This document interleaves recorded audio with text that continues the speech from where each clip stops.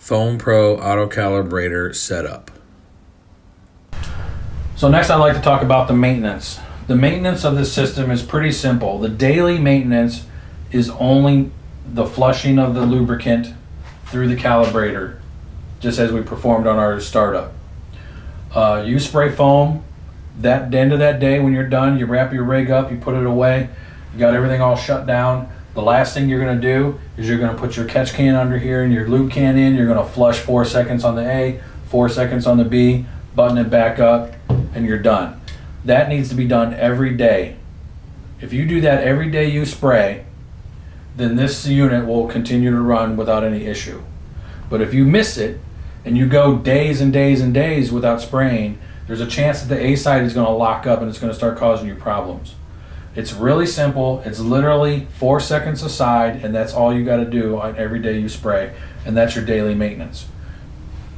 On the other end of that, if you wrap your rig up and you put it away and you don't spray anything through this thing for a week, you lubed it, you stored it, and now it's been a week or so and you haven't sprayed anything through it, every 7 days you should come out to your rig and open everything up. You're going to open up your nitrogen, you're going to turn all your valves on, you're going to put a nozzle on a gun, and you're going to spray material into a box or a bag, and you're going to put fresh material through the calibrator, through the hose lines, through your gun, and you're going to get fresh chemical material in your gun and your hose assemblies. That way you're able to make sure that it's running correctly and doing what it's supposed to do, and you've got fresh material in your lines that isn't going to set up. You just need to do that for enough to where you know you got new material through your hoses and you got a good amount in a box. Then you shut it all down, regular shutdown procedure, and when you're done, you flush it out again, because you just put material through these blocks and you want to flush it out. So we're going to flush it out when we're done, and we're going to store it. You need to do that every 7 days or so, 7 to 10 days, flush it out if you're not running it every day or every other day within a week. On the annual cycle, we highly suggest, depending on your amount of usage, if you use this machine every day, a couple times a week, you can probably get away with every 18 months. But if you use this thing maybe a couple times a month, then you're going to probably want to do this every year, every 12 months. So depending on your amount of usage, every 12 to 18 months, you're going to want to take this calibrator unit out of service and you're going to send it away for a rebuild one. And the remanufactured unit will come to you in a box like such. And it'll be packaged all up in a nice little packaging foam container. There'll be return shipping label in the package. And your return unit will come to you in a bag, and it'll look like this.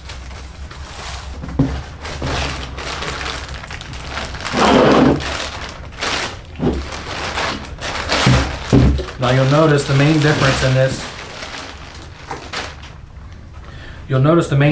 this calibrator is it doesn't have the pipe fittings on it. The plumbing's not on this. You'll have to take those off, okay? So when you shut this down and you need to replace your unit, you need to disconnect your hose lines. Now disconnecting your hose lines can be done without making a huge mess, but you need to be ready for the mess. So it's most important to make sure that all your valves are closed like such.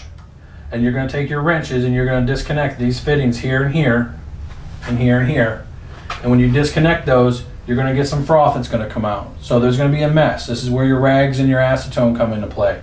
Get ready, crack them open, let them bleed out. You're only going to relieve this much pressure that's here and here, but it's going to make a mess. Collect that up, make sure you got your gloves on, and you're going to make sure that's all good to go. Then when it's done frothing out, you can disconnect them completely, and then you'll get a bucket or a box or something, and you'll get underneath this upper valve, and then you can open these valves, control it into a bucket or a bag or something, and finish draining these out. So you're going to want to relieve all the pressure out of the calibrator. Once all that's been drained out, then you can take these assemblies off. It is imperative that you make sure that your A-side fittings stay on your A-side when you transfer them from here to here. I suggest marking your fittings with some sort of wire or take photographs or Sharpie or something on there, but you're going to want to mark them. On here I have applied red and blue zip ties on the fittings so that when I take these off, I know that these red ones go on the A and the blue ones go on the B, and you won't get them mixed up. So you're going to have to unthread these fittings from the blocks, and you're going to reuse them on your new unit. When you have them off, take that time to go ahead and take your acetone and clean them out really good. Make sure they're clean and they're not contaminated. And then you're going to put thread tape on the threads, because these are pipe threads. So you're going to need to seal up those threads, and then you can reinstall them onto your new unit. Now your new unit will come to you, and it will have red plugs in the tops and the fronts of these and your ports. You're going to take these red plugs out and save them and put them into your old unit that you're replacing. And you're going to need to ship it back with these red plugs in it so that we don't have leakage in our package. Red plugs in your new unit, then you can put your new fittings on, remount it on your wall, and your new unit is ready to go. Prior to putting chemical in your new unit, you need to make sure you flush it. Oil before use, always. This unit has not had oil put in it yet, so we're going to oil it before we open the valves and put chemical in it. When you go to use this, again, its startup procedure is the same. You're going to open these valves same, nice and easy, at the same time, so you're sending material into the new unit just as you did when you first started up. When you get this unit ready to send back, your old unit ready to send back, you're going to take your plugs, put them in, you're going to put it back in the same plastic bag. You're going to basically package this unit up the exact same way that your new one was sent to you, in the same box, tape it all back up, put your return shipping label on it, and send it back, and it's a done deal. The manufacturer of the unit that will rebuild it will then send you the billing for repairs and shipping. So on the annual service cycle, when you take your system out of service and you're going to replace it with a new calibrator, this is a good opportunity to go through the filter assembly that's on your supply lines. Now, in order to get the filter assembly off your supply lines, you obviously need to close the valves on your cylinders and disconnect them. This is where your cylinder would go in, hook up. You're going to disconnect them, and then you're going to drain your system into a bucket or something. And that's a bad thing about it. In order to get this apart, you need to drain what's in your supply line. But that's what all the valves are for. Once you have this off, then you can go ahead and start taking it apart. Once this is off and like this, there's no pressure in this because it's disconnected, obviously. So care needs to be taken to make sure that when you're disconnecting and you're draining, not to make a huge mess, and control wearing your proper PPE while you're doing it. Once you have it apart, you're going to want to, now this whole assembly is made out of aluminum, this body of the filter, so you're going to want to be careful with it. I suggest taking your assembly and putting the flat spots into a vise and holding it so it doesn't move, and then you can disassemble with a large wrench. The 12-inch adjustable wrench will get on this nut, and you can take it apart. Now as it's coming apart, it's going to be spring loaded a little bit, so there'll be a little bit of force wanting to push it out, so be ready for it. Also, I want to note that you do not want to hose this thing down with acetone, the brake cleaner or the handy cleaner, because it has a rubber O-ring here, and you don't want to get that solvent on this O-ring. So try to flush it out as best you can prior to disconnecting, but don't spray anything down here until we get it completely apart. Unscrew the large nut, and there you see it'll pop out. Now you're going to want to make sure you put this back together in the order in which it came out. So you notice you have the end nut and there's an O-ring on there, and then you have the filter that's inside. Now there's a spring inside the filter that doesn't necessarily need to come out, but the screen has a side that has an end screen on it, and then the end that's open. The opened end always goes back towards the nut, and it seats in that groove.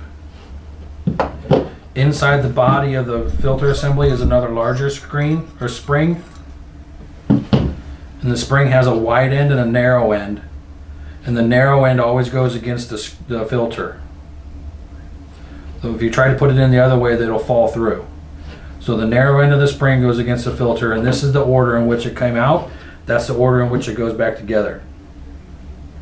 Once you have this apart, you can go ahead and wipe, just take a rag, a clean rag, and wipe this O-ring down, and put a little bit of petroleum jelly around the threads to help lubricate it and protect that O-ring. Do not get solvent on that. If that O-ring gets solvent on it, it will swell, and then this won't go back together correctly. So protect the O-ring. The rest of these components are all metal, and you can hose this out with your brake clean or your acetone, your handy cleaner. Clean it all out. Clean your screen really well. Make sure there's no debris stuck to it, and then it all goes back together just like it came out. The large end into the body, the screen itself with the closed end towards the spring. The end nut will go on with the screen in that groove.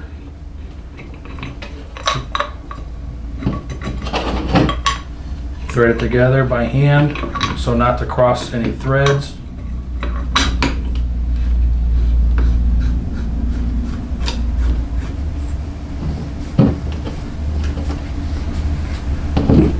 And then it's together, and with your 12-inch crescent wrench you can snug it down. You do not need to stand on it. The threads do not do the sealing, the O-ring does. So you don't need to stand on it. You make it super tight, snug it down with the 12-inch crescent wrench, because that's the one that will fit over this nut, and it's good to reinstall.